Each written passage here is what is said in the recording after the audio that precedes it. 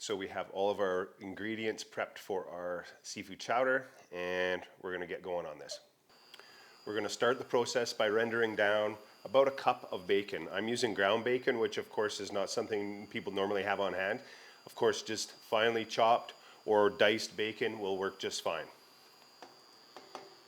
We're going to render it down and get so it's nice and crispy. And then we are going to use the bacon fat that we have in the pan to create our roux. And if you're not familiar with what a roux is, it is a thickening agent that is basically equal parts flour and fat. So we're going to use our bacon fat as our fat source in that, which will add to the kind of smoky flavor profile of our chowder.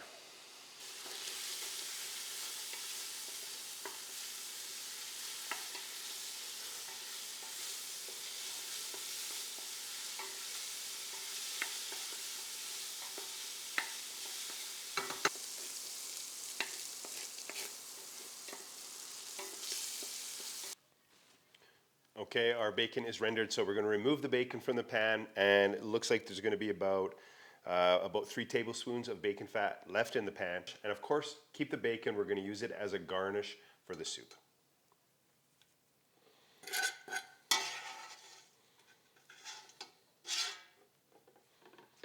Okay, so next we're going to get the heat back on, and we'll get some of our vegetables into the pan.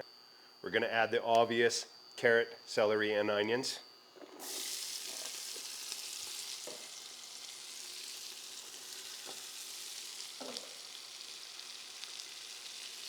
It's about 2 medium carrots, about 3 or 4 stalks of celery, and 1 whole yellow onion. And we're going to use the bacon fat in the pan, of course, to saute our vegetables.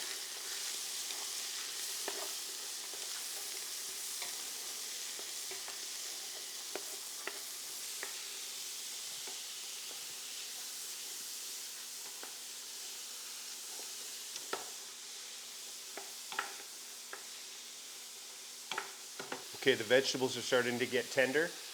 If you don't have enough fat in the pan, so there's not a lot of fat in my pan right now. I mean, the vegetables are definitely kind of coated in the bacon fat, but I'm adding a little more butter to the pan just so that we have enough fat in the pan to make the right amount of roux.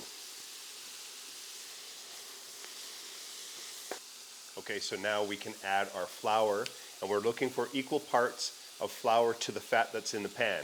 Now, how I'm going to do that is add a little bit of flour, a tablespoon at a time, and stir it to incorporate to see if the gloss or the shiny kind of fat in the pan starts to dull a little bit, knowing that we have kind of balanced those two things together.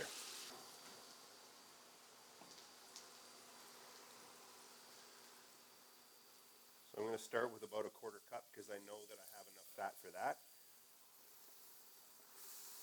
And we'll just stir this around. Now, once you've added the flour to the pan, you can turn the heat down a little bit. Obviously, there's a chance of scorching it or burning the bottom if you don't.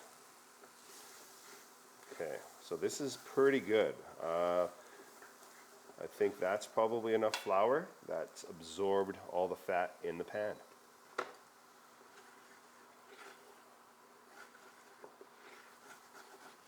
So you cook and stir this mixture for a few minutes over kind of a medium heat.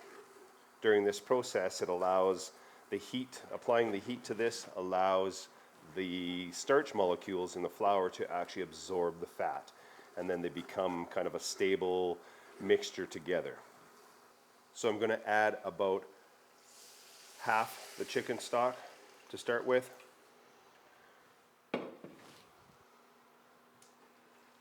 And then we're going to stir this to incorporate it all. And of course, we're looking to bring this to a simmer before we know what kind of thickening power has happened in the pan.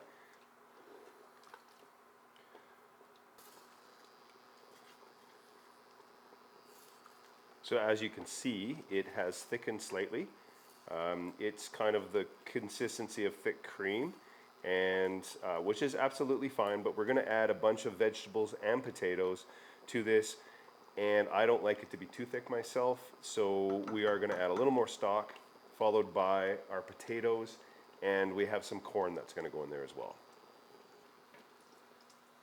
And of course, there's some starch in the potatoes that will help thicken the soup as well.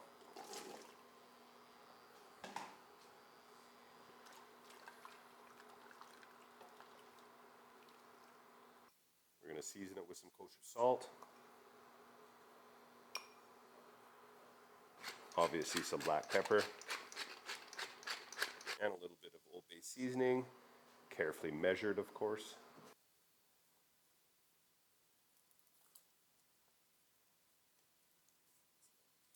And in goes our kernels of raw corn. And I'm sure this isn't traditional in any way, but I'm adding a little bit of garlic because I like garlic in this. I'm going to add about a cup of heavy cream. Now, as far as seasoning this, it can go in a number of different ways. Of course, fresh herbs if you have it. If you don't, we've added that little bit of Old Bay seasoning, and that's going to give a little bit of a herbaceous note. You could also add other dried herbs if you really wanted, which is fine. On top of that, I'm going to add a little bit of Worcestershire sauce. Add a splash of your favorite hot sauce.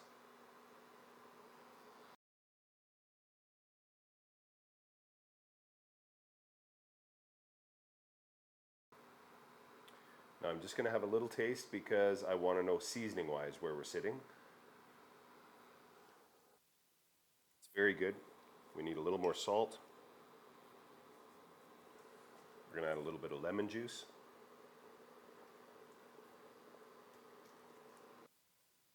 So at this point, we're basically cooking it until our potatoes and vegetables are nice and tender. Then we are going to finish it, of course, with all of our seafood. So there's our hot smoked salmon going in.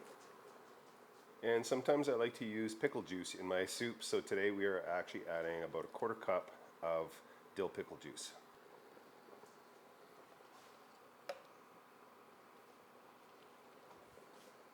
All right, so our bay scallops,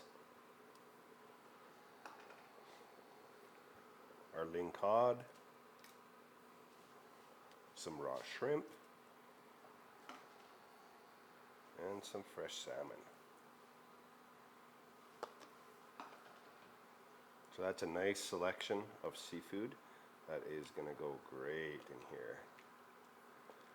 Now, again, you don't want to stir too vigorously at this point. We just want everything to basically, the mixture to come back to a simmer just briefly before we can start serving it. As you can see, our kind of brothy component of this is absolutely perfect, in my opinion, in my humble opinion. What I like about it is it's not too thick and pasty. I think you can taste things better when they're not over thickened. Yeah, this looks good. And it's kind of chock full of seafood, beautiful seafood. So we kind of hit the nail on the head with that. This is, of course, wonderful served with some bread or some biscuits. We're having ours with some cheese bread tonight. A little bit of our bacon.